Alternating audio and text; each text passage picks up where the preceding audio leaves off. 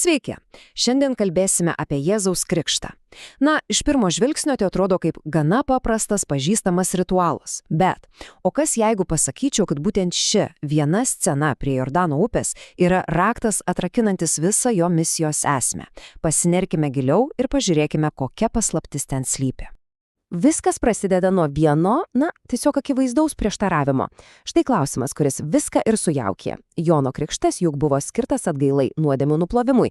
Tai kodėlgi Jėzus, kuris laikomas be nuodėmės, ateina ir prašo būti pakrikštytas, čia ir prasideda visa mislė. Ir žinote, net pats Jonas Krikštytojas buvo visiškai sutrikęs. Jo reakcija – palauk, tai aš turiu būti tavo pakrikštytas? Puikiai parodo, kaip stipriai Jėzaus poelgis atrodė nelogiškas. Tai nebuvo šiaip savo krikštas, oi ne, tai buvo viešas pareiškimas, kurio prasmė slypėjo daug giliau. Gerai, kad išnarpliotume šitą mislę, mums reikės sėsti į laiko mašiną ir keliauti atgal. 100 metų prieš Jėzaus gimimą pranašo Izaijo knygoje randame pirmąjį esminį įkaltį. Būtent jis padės mums suprasti, ką Jėzus iš tiesų darė prie tos upės. Taigi, Izaijas aprašo tokią paslaptingą figūrą – tarną. Sako, jo misija nešti teismą tautoms, bet čia ir prasideda keistinybės. Jo gale slypi ne jėgoje, o Dievo dvasioje, o jo metodai ne prievarta, o švelnumas. Tai kasgi čia per teismas, kurį jis atneša?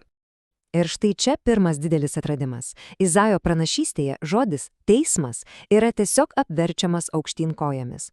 Tai nėra bausmė ar pasmerkimas, kaip esame įpratę galvoti. Priešingai, tai išlaisvinimas, išgydymas ir atstatymas. Pasirodo, Dievo teismas čia tampa išganimo aktu. Ir žinote, šitie žodžiai, jis nenulauž palūžusios nendrės ir neužgesins blėstančio dagčio, jie tai tiesiog tobulai iliustruoja. Tarno misija nėra griauti. Jo jėga yra skirta apsaugoti tai, kas trapu, kas pažeidžiama. Jis atkuria, o negriauna. Taigi tarno misija atkurti. Bet kam jis skirta? Antrasis įkaltis slypi ne praeityje, o ateityje. Ankstyvosios krikščionybės laikais. Apaštalo Petro istorijoje. Ir šis pasakojimas visiems laikams pakeitė supratimą apie misijos ribas. Ši istorija iš apaštalų darbų yra tikras lūžio taškas.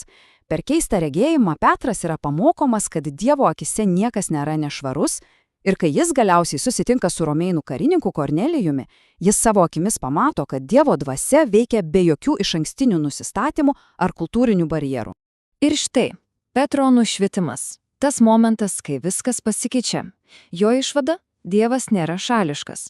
Ta Izaijo aprašyta tarno misija – atkurti ir išgydyti, ji nėra skirta tik vienai išrinktai tautai. Ji skirta absoliučiai visiems, be jokių išimčių. Gerai.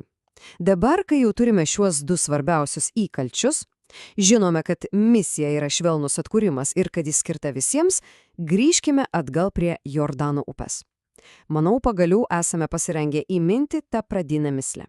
Štai ir paties Jėzos atsakymas Jonui. Jis pamini vieną esminį terminą – įvykdyti visą teisimą. Bet ką tai reiškia šiuo atveju? Patikėkit, tai tikrai nesusijęs su asmeniniu teisingumu ar kažkokiu nuodėmio atleidimu.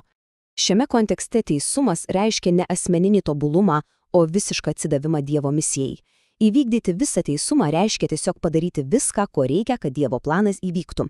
Jėzos tikslas nėra asmeniškai apsivalyti, jo tikslas yra pradėti savo misiją. Ir štai, mislės įminimas. Jėzus krikštijasi ne dėl atleidimo, o dėl inauguracijos. Jis nenuplauna savo nuodėmės, jis solidarizuojasi su tais, kuriuos atėjo išgydyti. Tai viešas žingsnis į tarno vaidmenį, oficialus jo misijos, kuri pakeis pasaulį startas.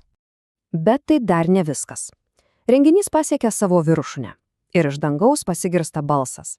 Ir šis momentas atskleidžia galutinę, pačią svarbiausią tiesą apie tai, kasgi iš tiesų yra Jėzus. Tas vienintelis sakinys iš dangaus yra visko esmė. Pirmoji jo dalis šitas yra mano sūnus atkeliauja tiesiai iš karališkosios psalmės, taip įvardindama Jėzų kaip karalių mesiją. O antroji dalis, kuriuo aš geriuosi, yra tiesioginis aidas iš Izaijo pranašystės apie tarną. Įsivaizduokite, vienu atsikvėpimu Dievas sujungia dvi atrodytų visiškai skirtingas tapatybės. Štai kur slypi visas didysis atradimas. Jėzaus krikštas pristato pasauliui visiškai naują lyderio tipą. Jis nėra tiesiog karalius, kuris turi valdžią.